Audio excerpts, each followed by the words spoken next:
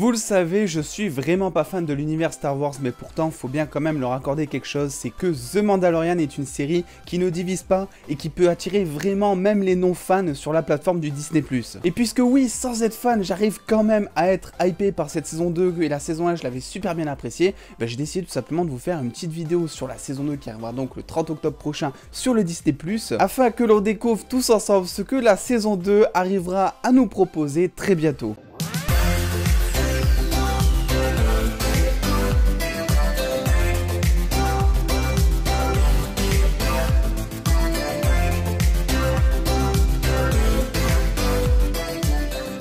Bonjour à tous, vous l'aurez compris, il va être question aujourd'hui de la saison 2 de The Mandalorian qui arrive voilà incessamment sous peu sur le Disney+, et je me suis dit que ça serait utile de faire une vidéo tout simplement parce que ces derniers mois, ces dernières semaines, on a eu énormément de rumeurs, certaines fondées, certaines un peu moins, et je me suis dit que malgré ma faible connaissance sur l'univers Star Wars, vous le savez, c'est pas vraiment mon domaine de prédilection, que j'allais quand même bosser une bonne vidéo pour vraiment dégager un petit peu le vrai du faux, pour savoir un petit peu quels personnages vont vraiment intégrer cette saison 2, et pour en apprendre beaucoup plus sur l'intrigue et notamment le Darksaber. Et je vous assure une chose, c'est que même si vous êtes un gros fan inconditionnel de Star Wars, à la fin de cette vidéo, vous aurez appris au moins un truc en plus. Déjà, petit point, Jon Favreau, donc le créateur de la série, avait raison. Le tournage de cette saison 2 n'a pas été impacté par l'épidémie. La série arrive au moment prévu puisque le PDG de Disney avait teasé depuis février dernier que les épisodes arriveraient en octobre, donc pas de retard. Et là-dessus, on peut dire merci au fameux décor virtuel de la série, dont vous avez sûrement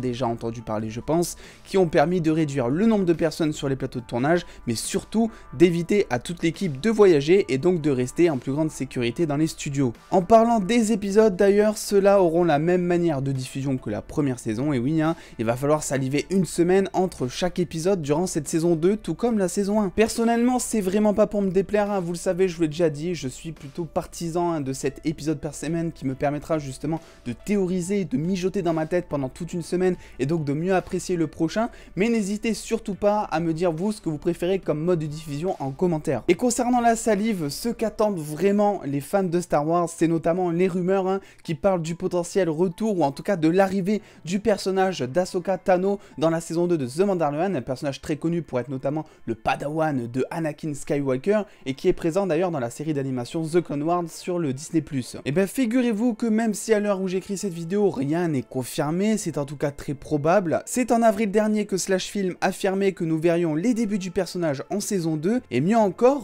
Rosario Dawson, que l'on connaît notamment pour son rôle dans Daredevil, Luke Cage ou encore Sin City, devrait incarner le personnage. Oui, je dis devrait car il s'agit toujours de rumeurs, mais bon, l'actrice a quand même déclaré pour Variety il y a quelques mois qu'elle sera très heureuse quand ça sera confirmé, ce qui veut du coup tout dire, car généralement quand les acteurs ne sont pas inclus dans le rôle ou même dans le projet, ils n'hésitent pas à le faire savoir en disant que, entre guillemets, personne ne l'a contacté, mais qu'il serait heureux de pouvoir jouer le rôle. Je pense dernièrement à John David Washington, un star du film Tenet, qui avait sorti une formule similaire lorsque les rumeurs couraient sur un potentiel prochain rôle pour jouer Green Lantern. Si vous avez été attentif au trailer récemment sorti, vous avez dû apercevoir Sasha Banks jouer une espèce de bonhomme à capuche qui a l'air assez puissant. Aucune idée sur ce perso, il pourrait s'agir soit de Ahsoka dont on a déjà parlé, soit de Sabine Wren qui a donc été aperçue dans Star Wars Rebels. Ancienne Mandalorian experte en armement sous le règne de Palpatine, elle décide, on va dire, de quitter l'entreprise du côté obscur pour devenir chasseuse de primes.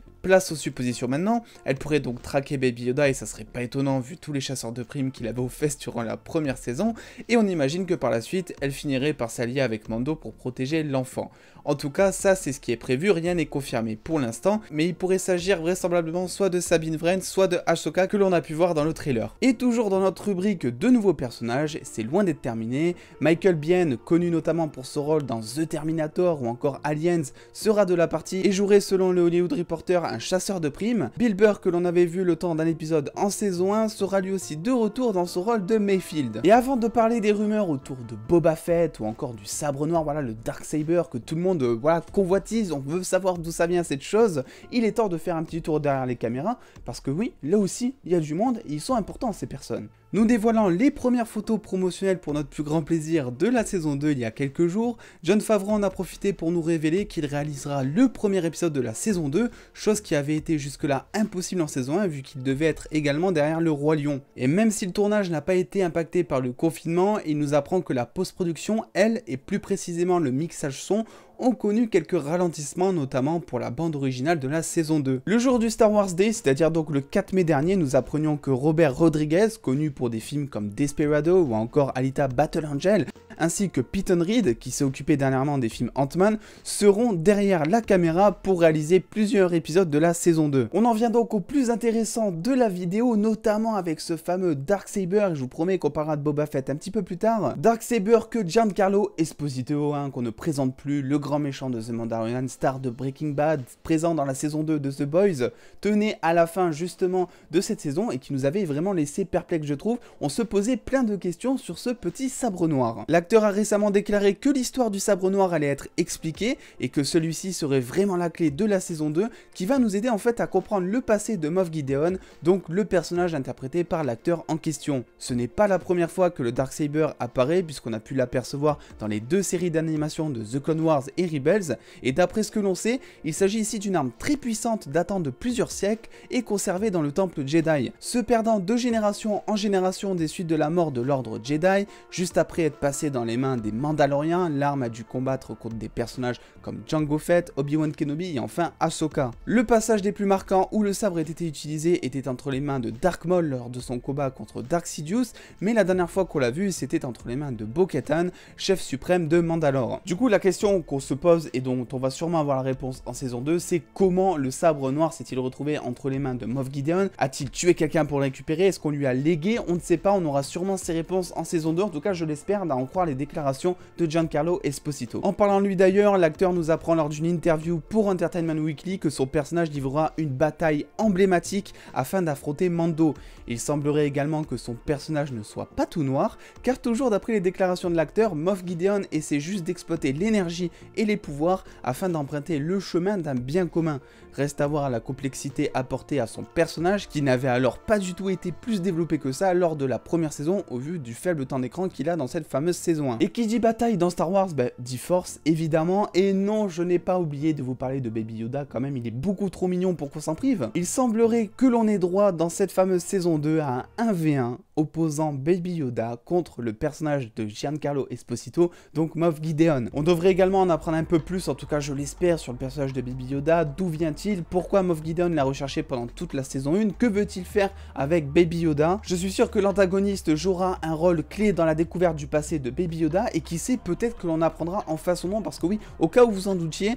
Baby Yoda c'est pas vraiment son vrai nom en fait, ça c'est les fans qui l'ont appelé comme ça. Passons maintenant à un personnage qui fait couler beaucoup d'encre depuis des semaines et des semaines, je parle notamment de Boba Fett, un personnage que tout le monde attend dans cette saison 2 d'après certaines rumeurs, et d'après les dernières informations que l'on a au moment où je tourne cette vidéo, c'est confirmé plus ou moins, Boba Fett fera une apparition dans la saison 2. D'après le Hollywood Reporter, c'est même Temuera Morrison, qui jouait donc Jango Fett dans les Star Wars que l'on connaît déjà, serait de la partie et aurait été choisi pour incarner Boba Fett dans cette saison 2 de The Mandalorian. Afin de mieux comprendre pour les non-fans, Jango avait été recruté par le comte Dooku pour dupliquer son code génétique et créer une armée de clones. En échange, le comte Dooku lui a donné un clone qu'il élève par la suite comme son fils. Le père est bel et bien mort maintenant, mais vu que le fils est un clone de son père, alors physiquement ça devrait être kiff-kiff, d'où le choix de reprendre le même acteur que Jango pour incarner Boba. Voilà, vous en savez maintenant beaucoup plus sur cette fameuse saison 2 de The Mandalorian qui sortira donc le 30 octobre prochain sur le Disney+, à savoir que la saison 3 est déjà en pré-production et que logiquement, si on suit un petit peu la logique de diffusion de The Mandalorian sur le Disney+, elle devrait sortir je pense en octobre 2021. Je vous invite à aller me rejoindre sur les réseaux sociaux pour avoir beaucoup plus de news ou des anecdotes de tournage, et j'en profite également pour remercier Laura pour son don de 10 € sur mon Utip, ça fait extrêmement plaisir. Et en attendant les dos, on se retrouve très vite pour du Star Wars, pour du Marvel, pour plein de choses comme d'habitude, du SVOD en général. Bref, vous l'aurez compris, des bisous les